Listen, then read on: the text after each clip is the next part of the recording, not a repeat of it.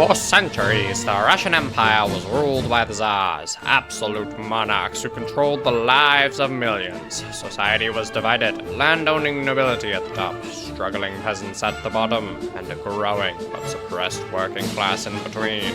Rights, as we understand them today, were scarce. Under Tsarist rule, freedom of speech was nearly non-existent. Political dissent was met with exile, imprisonment, or execution. Serfdom had been abolished in 1861, but economic inequality persisted. Workers labored under brutal conditions, while aristocrats enjoyed vast privileges. The Russian Orthodox Church reinforced the Tsar's rule, preaching obedience to the autocracy. Change was brewing. Nicholas II, the last Tsar of Russia, was widely seen as weak and out of touch with his people. While his subjects starved, he and his family lived in luxury, oblivious to the growing unrest. His reliance on mystic advisor Rasputin, who wielded undue influence over the royal court, further discredited his rule. Rampant corruption and mismanagement eroded public trust.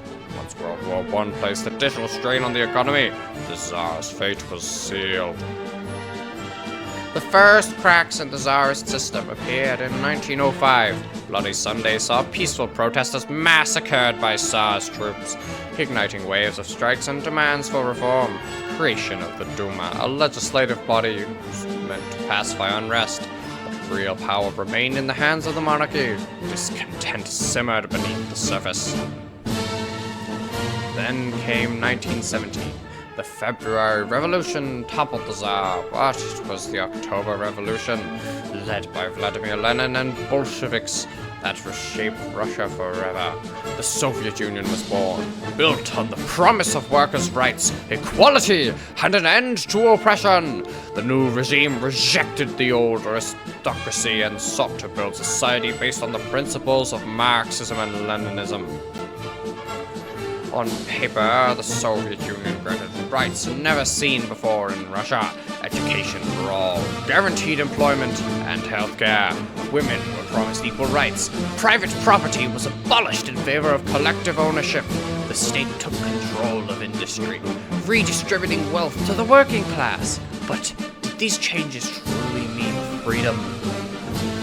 The transition to communism was not peaceful. A brutal civil war between the Bolsheviks and the anti-communist White Army left the nation devastated.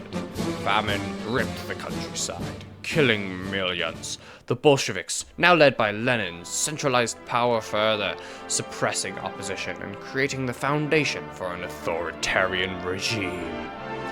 After Lenin's death in 1924, Joseph Stalin emerged as the leader of the Soviet Union.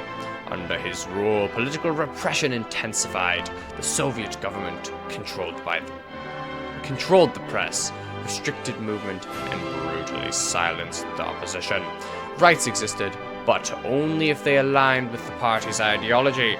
The state expanded its reach into every aspect of life. Millions were arrested, executed, or sent to labor camps during the Great Purge. The KGB and state surveillance ensured that any hint of dissent was crushed. The promise of equality came at the cost of personal freedoms. The state demanded total loyalty, and those who questioned the system paid with their lives. While the Soviet regime claimed to champion equality, corruption ran deep.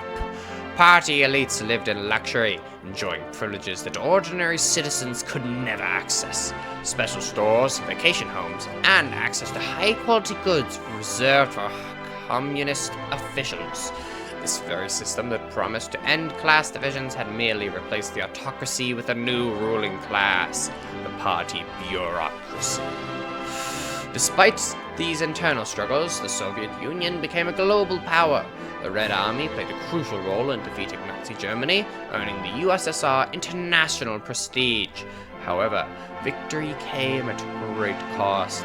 Millions of Soviet citizens perished in the war, and the state tightened its grip even further in the aftermath. After Stalin's death, Nikita Khrushchev denounced his predecessor's brutal policies and initiated limited reforms.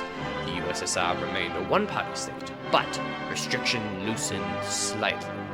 Yet, compared to Western democracies, Soviet citizens lacked basic freedoms: no free elections, no independent press, and no right to protest. The Cold War fueled paranoia, with both sides engaging in espionage and military buildups. Despite its authoritarian nature, the Soviet Union made remarkable strides in science and industry. The launch of Sputnik in 1957 and the first human spaceflight in 1961 showcased Soviet innovation. Education and healthcare were accessible to all, yet the state's control over daily life was ever present. Dissenters were monitored, and those who opposed the regime risked imprisonment. By the 1980s, economic stagnation and political discontent pushed the Soviet leadership toward reform. Mikhail Gorbachev introduced Glasnost and Perestroika, aiming to open the country politically and economically. However, these changes inadvertently weakened the state's control, and by 1991, after decades of economic strain and political repression, the Soviet Union collapsed. The ideals of the revolution had promised rights for all, but in the end, the state's power always came first. From the Tsar's autocracy to the Soviet regime, Russia's struggles for freedom have been long and complex.